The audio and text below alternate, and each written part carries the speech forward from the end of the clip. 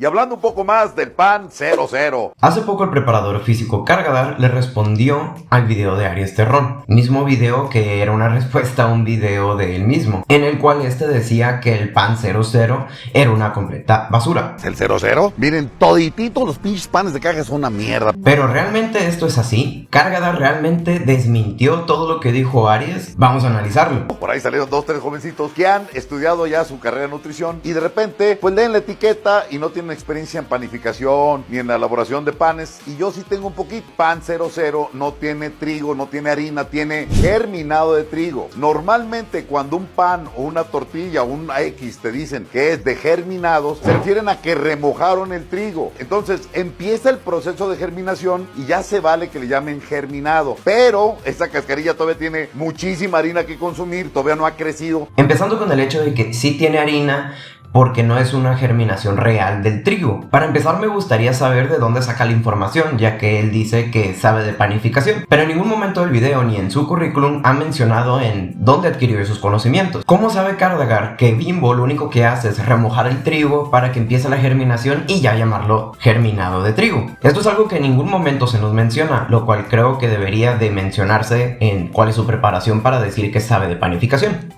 Pero dejando eso de lado, ¿realmente el gluten es dañino para nosotros? ¿Realmente el gluten o la gliadina hace permeable nuestro intestino? Para empezar, veamos rápido qué es el gluten. El gluten básicamente es una proteína conformada por glutatinas y gliadinas, y estos están presentes mayormente en los cereales integrales. ¿Pero el gluten realmente hace poroso el intestino? Para decir que algo hace poroso el intestino, primero tendría que enfrentarse a la primera barrera del intestino, que es la mucosa. La mucosa lo que hace es ser una barrera protectora para el intestino, para que justamente no pasen otros productos, bacterias, hacia el interior del intestino, o que haga permeable el intestino. Donde se puede ver este tipo de situaciones realmente es en enfermos celíacos, no en personas sanas. Para empezar, si primero hubo un problema con la mucosa intestinal, significa que lo que hizo permeable el intestino no es el gluten, sino otro tipo de hábitos, como el alcohol, por ejemplo. Pero mayormente esto se da por genética, como digo, en personas celíacas o personas sensibles al gluten, el cual las personas que tienen este padecimiento en enfermedad celíaca es del 1% de la población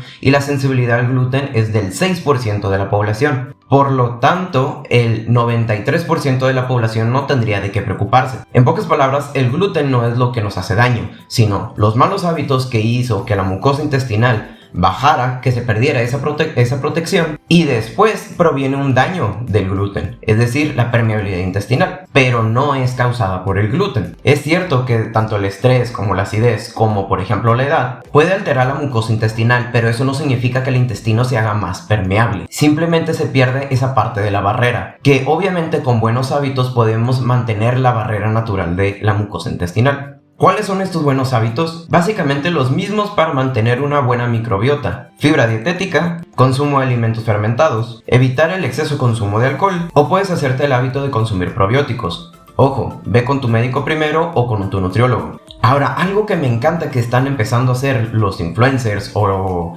los nutri-influencers es que empiezan a poner estudios en la pantalla que tú puedes ver y podemos investigarlos. Pero para esto se necesita saber que hay una jerarquía de evidencia. ¿Cómo voy a saber que un estudio es más significativo que otro? Pues básicamente existe una pirámide de evidencia científica el cual te va a decir qué tiene más relevancia que otra cosa. Y algo que me gustó es que Cargadar nos proporcionó el primer estudio que básicamente habla sobre la permeabilidad intestinal que puede generar las gliadinas o el gluten, como lo quieras ver, en seres humanos.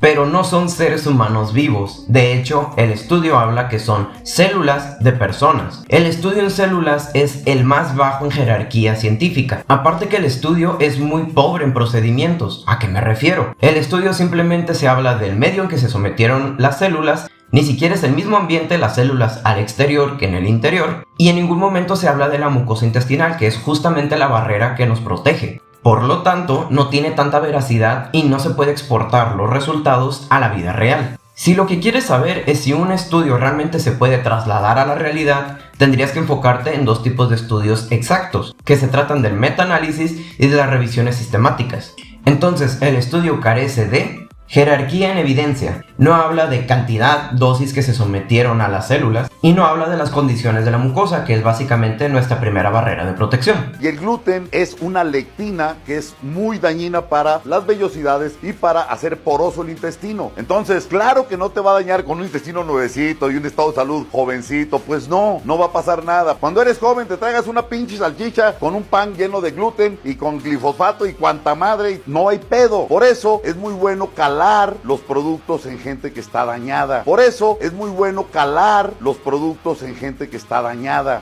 ¿Qué? Ahora, hay que tener también cuidado en cómo experimentas con tus propios pacientes. Es bueno calar estos productos en personas ya dañadas. Bueno, probablemente muchos de tus pacientes tendrán estas características, que empezaron con malos hábitos y empezaron contigo con mejores hábitos. Y obviamente van a ver un buen resultado. Pero tienes que tener mucho cuidado si tú mismo estás diciendo que pruebas los productos en personas dañadas. En conclusión, primero existe una afección que hace permeable el intestino y después vienen los daños ocasionados por agentes externos, porque perdimos la barrera de protección. Así que tú que me estás escuchando, te invito a que seas más crítico con las cosas que miras en redes. Está excelente que te informes, de hecho, eso se lo doy a bien de lo que dijo Kardashev. Lean, pero tienen que saber que lo que están leyendo es significante o no es significante. Nos vemos a la próxima.